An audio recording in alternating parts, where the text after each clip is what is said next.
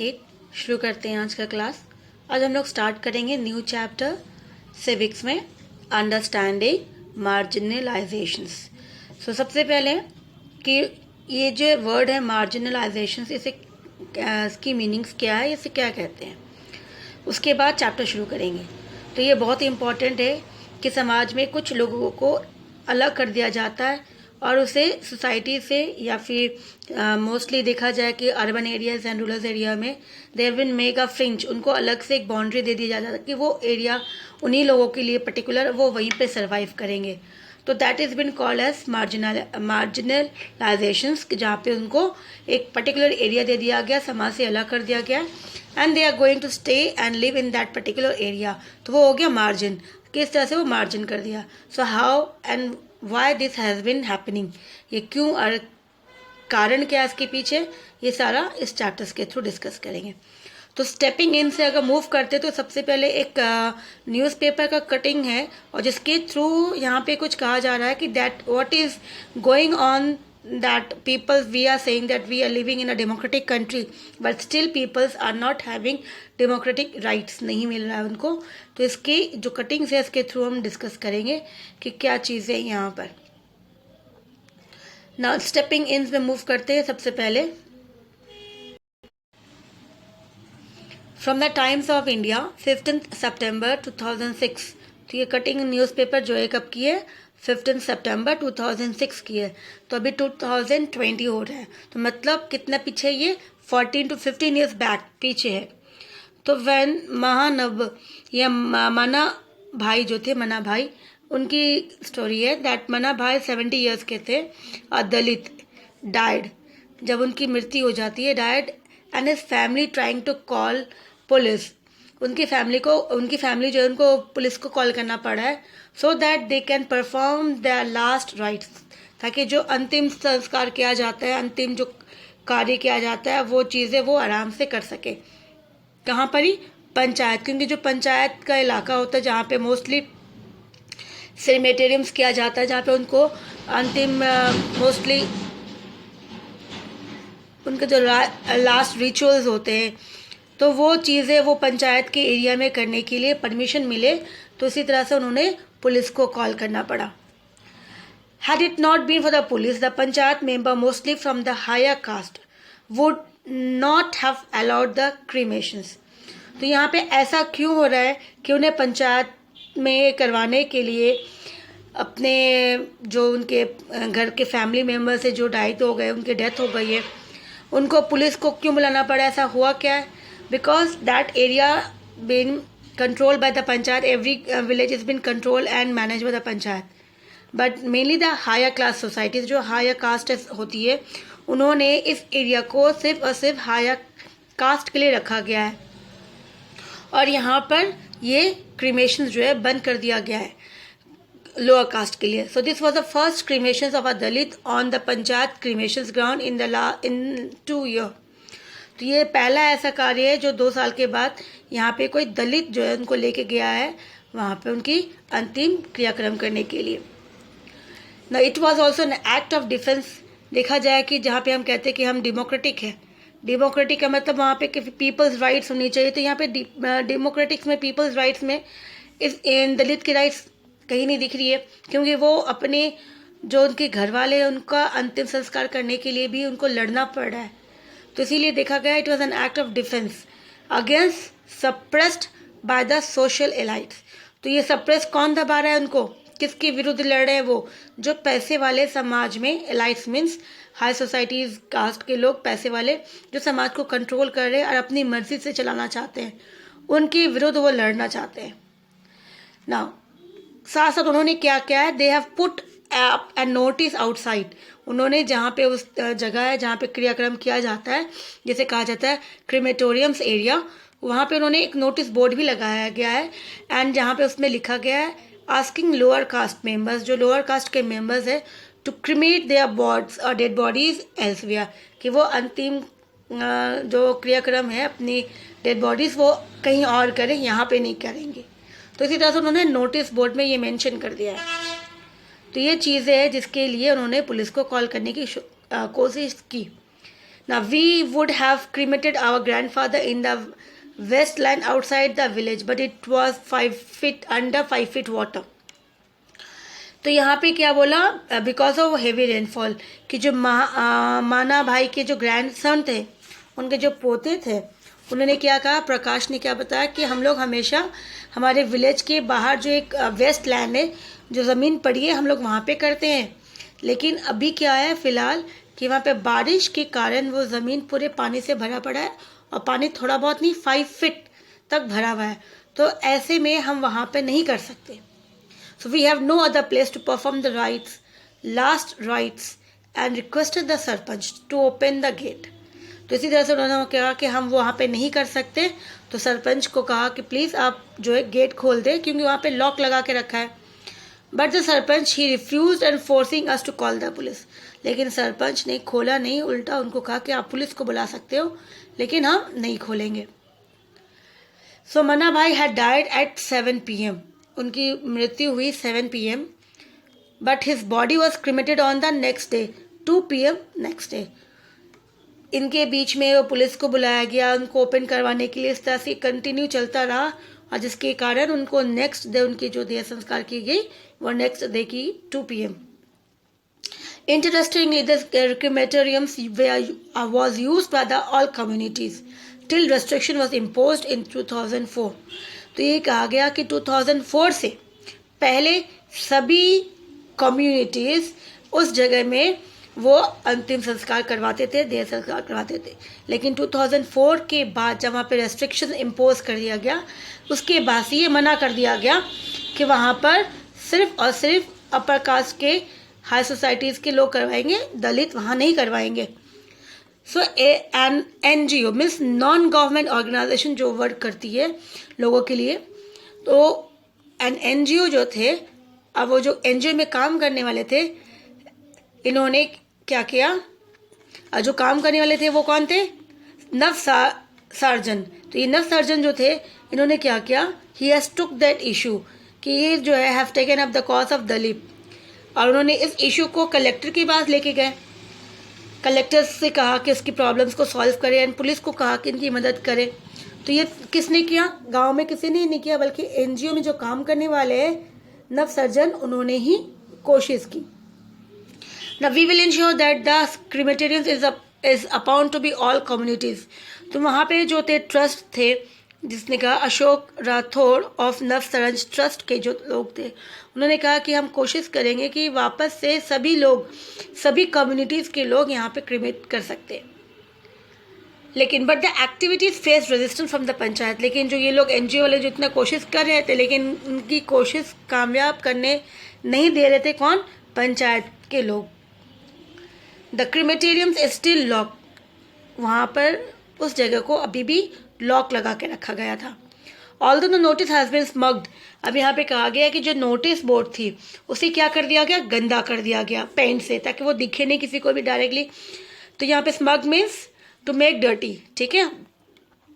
Smug का meaning क्या होता है, टू मेक डर्टी। गंदा कर देंगे तो किसी को दिखेगा ही नहीं कि क्या लिखा गया सही से, लेकिन फिर भी तो इसी तरह से इट वॉज बीन स्मग। अब करने के बाद भी तो स्मग की मीनिंग क्या है, टू मेक डर्टी। तो इसी तरह से जब उसमें कर दिया, किसके थ्रू किया, वो पेंट के थ्रू, ताकि वो किसी को इतना इजीली रीड आउट नहीं कर पाए। But still it was been read, तो one can still read part of it. तो पूरा नहीं, बल्कि कुछ तो दिख रहा था जिसमें वो इजीली पढ़ सकते थे, और जो मेन पोर्शन था वो दिख ही रहा था। जैसे मेंबर ऑफ लोअर कास्ट, तो इसमें मेंशन था उस बोर्ड में कि मेंबर ऑफ लोअर कास्ट जैसे हरिजन हो गया, रोहित हो गया, वनकर हो गया, वाइगरी, तड़पड़ा, रवल, बजानिया, और उसके साथ साथ सवेना एंड चमार, ये सारे जो थे यहाँ पे लिखा गया that they are not going take their dead bodies to other localities और लोकेशंस, कि ये लोग अपनी अपनी जो डेड बॉडी से कहीं और जगह जाए, यहाँ नहीं आए। इस तरह से ये चीज़ें जो थी वो क्लियरली विजिबल थी और इजली रीड आउट हो सकती थी। तो ये चीज़ें वहाँ पे तो दिख रहा था। The Sarpanch says we know the rules that these communities are trying to teach us। तो सरपंच ने कहा कि ये लोग जो हमें क्या बताना चाह रहे हैं, रूल्स सिखाना चाह रहे हैं कि हमें क्या करना चाहिए, नहीं करना चाहिए। तो फिर हमें भी इनको रूल्स बताना पड़ेगा। क्योंकि जो इनकी जो दलित है उनकी जो मकान बनाए गए, जो घर बनाया गया है, वो कहाँ बनाया गया? पंचायत लैंड में। तो इंक्रोचमेंट में जहाँ पे उन्होंने उनको उसकी टेरिटरी, तो इंक्रोच का मतलब हो गया टेरिटरी, मतलब उनकी जो ज़मीन जहाँ पे वो रहते हैं ना, तो वो कहाँ पे बनी हुई है? वो पंचायत की ज़मीन पे बनी हुई है। तो इसी तरह से अगर हम चाहेंगे तो हम भी रूल्स दिखाएंगे, तो इनको यहाँ से जाना पड़ेगा, इस एरिया से निकलना पड़ेगा। तो इसी तरह से अगर वो हमें रूल्स सिखाएंगे तो हमें भी रूल्स सिखाना पड़ेगा। तो ये चीज़ें सामने मतलब देखा गया, दैट वाज एन कन्फ्लिक्ट जो थी, उसमें इस चीज़ों से पता चला था कि इनके बीच में कन्फ्लिक्ट हो रही है। साथ साथ पंचायत मेंबर्स ने और भी कहा दैट वी प्रोवाइड देम, कि हमने इन लोगों को मोस्टली अपनी अंतिम जो भी राइट्स की जाती है उनके लिए 2000 रुपीज़ हमने दिया था फ्री ऑफ कॉस्ट। अब हम जो है पंचायत से कहेंगे कि हमारे पेमेंट जो है वो कंसिडर करें, रिकंसिडर करें। तो इसी तरह से ये एक कट ऑफ दिया गया जिसके थ्रू हम पे एक क्वेश्चंस किया जा रहा है सिटीजन्स को, जनता से। क्या यहाँ पर जिस तरह से हम लोग कहते हैं कि that we are living in a democratic country, है ना, डेमोक्रेटिक कंट्री, एंड जहाँ पे मेनली सबसे पहले क्या बोला जाता है? Equality for all, equality for all. तो does we give equality to everyone? क्या हम सचमुच इक्वलिटी सबके लिए कर रहे? गवर्नमेंट प्रोवाइड कर रही है राइट्स सभी के लिए? तो इसमें एक बहुत बड़ा सवाल जो है देखा जाता है। कहीं ना कहीं ये चीज़ें, ये लोग जो इतनी पीछे रह गए, इनको राइट्स नहीं मिले या फिर इनको पता ही नहीं इनके राइट्स क्या है। तो यहाँ पे कुछ क्वेश्चंस जैसे कि व्हेन मना भाई died why was the police call? जब मना भाई उनकी डेथ हुई थी पुलिस को क्यों बुलाया गया था? क्योंकि उनकी अंतिम स्थिति करने के लिए, अंतिम राइट्स जो थी दिया संस्कार करवाने के लिए भी, वो जो कॉन्फ्लिक्ट्स अराइज हुई थी उसको सॉल्व करने के लिए, और साथ साथ इनका देह संस्कार आराम से हो जाए, इसके लिए पुलिस को बुलाना पड़ा ना। Where do Dalit normally creates their dead bodies? तो इससे पहले कहाँ करते थे? वो विलेज के आउटसाइड जिसका लैंड था, वेस्ट लैंड, वहाँ पे करवाते थे ना। Why we they are not been able to do in so in Mana भाई केस? तो अब क्यों नहीं करवा सकते? क्योंकि वहाँ पे क्या हो गया कि बारिश के कारण पानी से भर गया, 5 फीट पूरा पानी भर गया, तो वहाँ वो काम ये नहीं करवा सकते ना। व्हाट इज नव सर्जन? ना हु इज अपोजिंग इट? ना नव सर्जन एनजीओ है, ये एक ट्रस्ट है जो काम करवाते हैं। तो इनमें से जो थे जो अपोज कर रहे थे और उनके हेल्प करने की कोशिश कर रहे थे, किसकी? इन दलित फैमिलीज की ना। Why are how does the panchayat intend to get even with the Dalit? कोशिश तो ये चीज़ें थी। And what is the reaction of this story? तो इससे क्या समझ में आ रहा है? पंचायत किस तरह से कोशिश करी थी उनके साथ डील करने के लिए।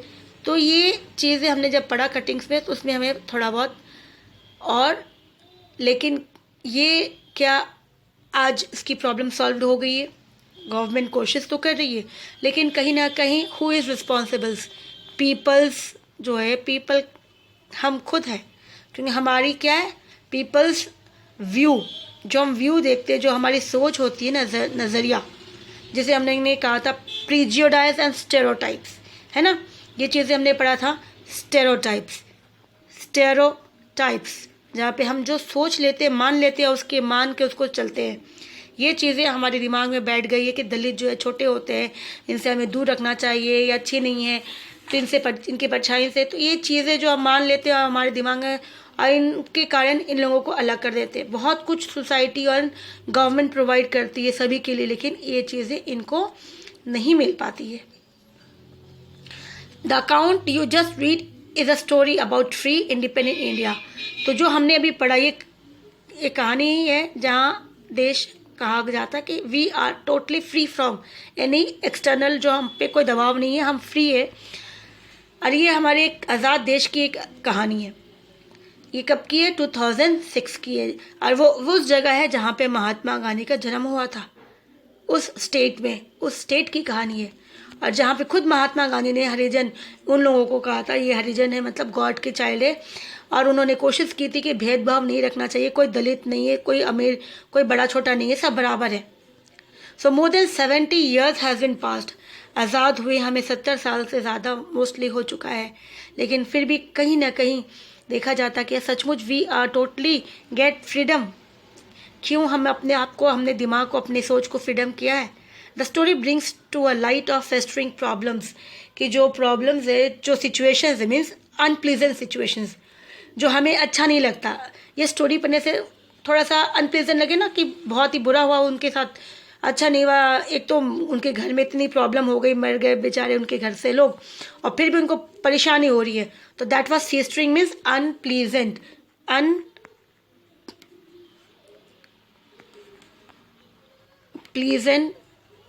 सिचुएशंस, ठीक है ना।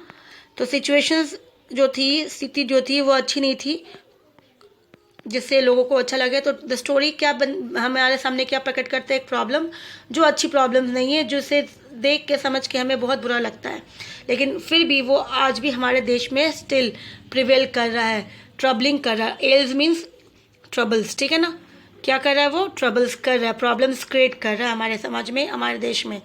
सो is the issue of social justice for the marginalizations, तो हमें आज हमारा मुद्दा क्या, टॉपिक क्या होना चाहिए देश में, कि इन सभी को सोशल जस्टिस मिलना चाहिए, न्याय मिलना चाहिए किन लोगों को, जो मार्जिनलाइज्ड है, जिसे हमने समाज से एकदम अलग कर दिया है। इसके लिए जस्टिस तो होना ही चाहिए, इनकी इशू को हमें हाईलाइट करना चाहिए। अगर इनकी इशू को लोग आगे लेके आएंगे तभी तो इनकी प्रॉब्लम सॉल्व होगी। अगर इनकी इशू को हम लोग आगे नहीं लाएंगे, चुपचाप रह लेंगे, बैठ जाएंगे, तो उनको लगेगा कि यार ये तो इनको कोई प्रॉब्लम नहीं है, तो इनको और लोग परेशान करेंगे। तो इसलिए बहुत ज़रूरी है इनके प्रॉब्लम्स को सॉर्ट आउट करना चाहिए, जस्टिस मिलना चाहिए इन लोगों को।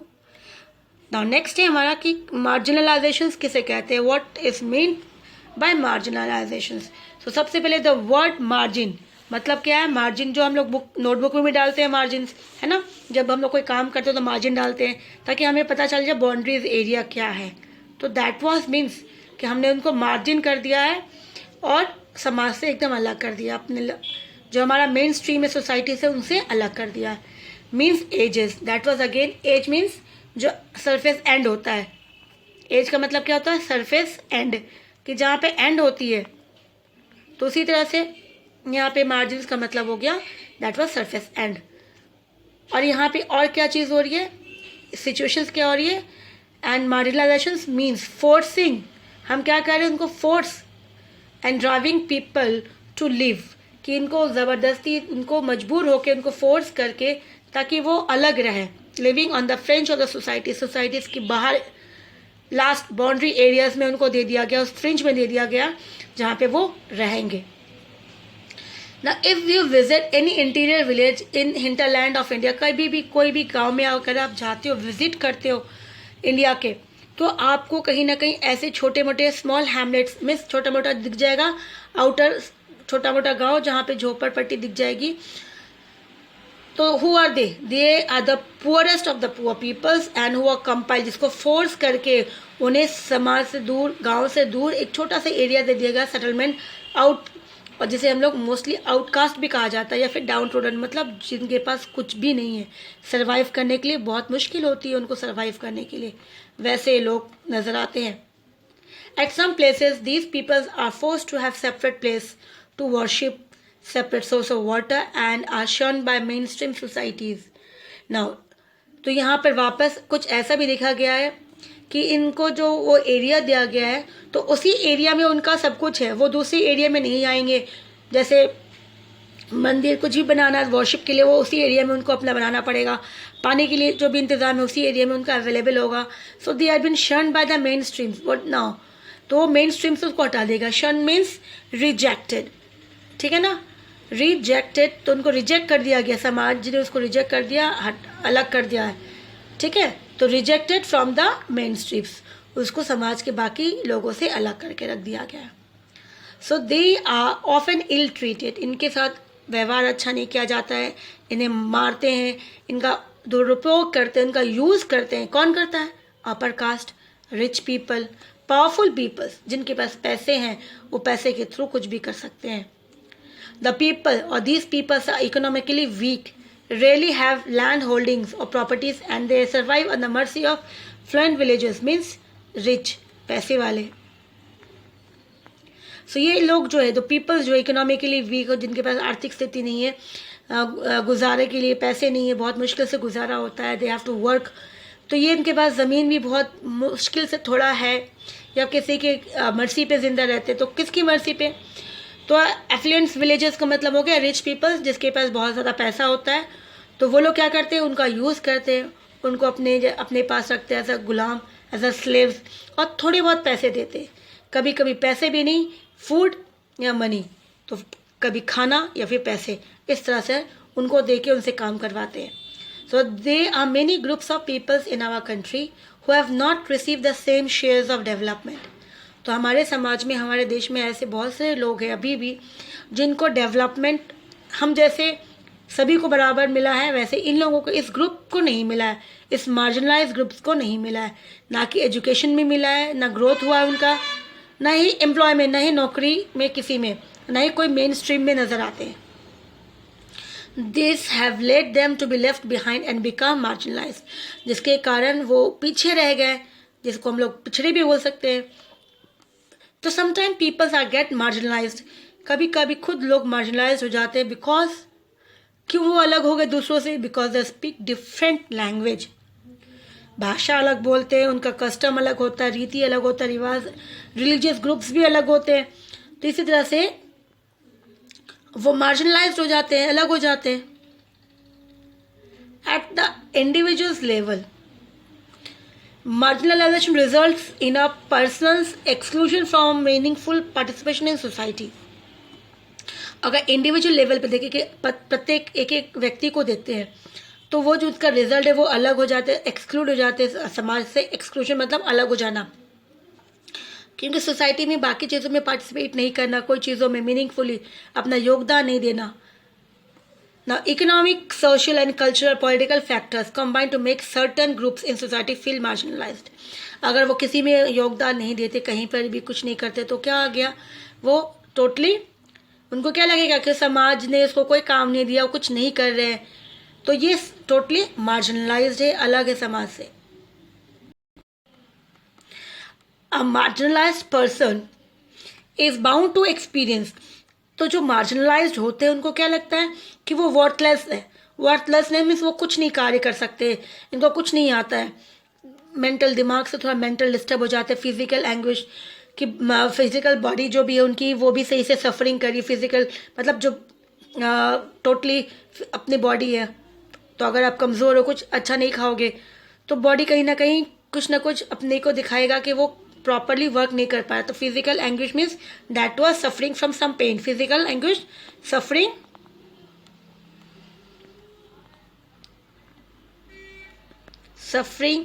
फ्रॉम पेन, कोई तकलीफ है तो उस तकलीफ से गुजर रहा है। तो तकलीफ क्या है कि वो समाज से अलग है, उसके पास कुछ नहीं है, तो इस तरह से डिस्टर्बेंस है, वो कोई काम नहीं कर सकते। तो that is totally make them, ये इनको क्या करता है, मार्जिनलाइज्ड पर्सन्स के दिमाग में, सब चीज़ों में हावी हो जाती है। और वो when the main stream society fails to accept him, और इसके साथ साथ जब उनको लोग एक्सेप्ट नहीं करना चाहता, समाज में अलग कर देते हैं, तो ये सब चीज़ें के कारण वो और ज़्यादा डिस्टर्ब हो जाते हैं। In this lessons we shall specially study 2 categories of people जो सोसाइटीज़ में मार्जिनलाइज्ड है। तो सबसे पहले आदिवासीज हो गए, एंड द माइनॉरिटीज़, जो ग्रुप बहुत ही कम है। तो इस चैप्टर में हम लोग 2 ही टॉपिक पे डिस्कस करेंगे जो मार्जिनलाइज्ड है, और वो है एक आदिवासी, दूसरा है माइनॉरिटीज़ कम्युनिटीज़। तो ये टॉपिक जो है हम लोग नेक्स्ट क्लास में शुरू करेंगे। ठीक है, थैंक यू।